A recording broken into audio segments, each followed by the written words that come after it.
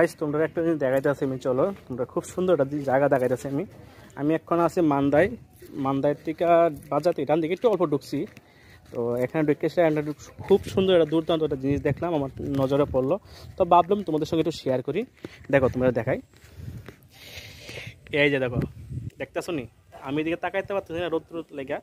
তো আমার পেছনে যে ব্যাকগ্রাউন্ডে দেখতেছো খুব সুন্দর, তোমাদের মোবাইলে কতটা সুন্দর দেখাইতেছে আমি বুঝতেছি না, কিন্তু আমি অনেকটা উঁচু জায়গাতে আছি। আমার নিচে পিছনে অনেকটা খাই আছে দিকে নিচে, একদম সুন্দর, মানে পুরো আমি মেঘালয় বা জম্পু হিল তো গেছি না, তো মোটামুটি ধারণা করতেছে এরকম কিছুটা দেখতে।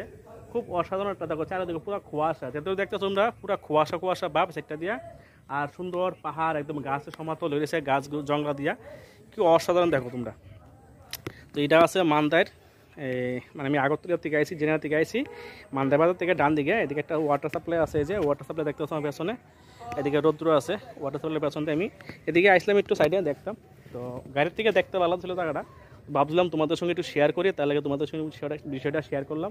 তো তোমাদের কেমন লাগছে অবশ্যই কমেন্টে জানিও, আর যদি ভালো লাগে একটা লাইক করে দিও কষ্ট করে, কোনো অনেকটা রৌদ্রের মধ্যে ভিডিওটা করতেছি।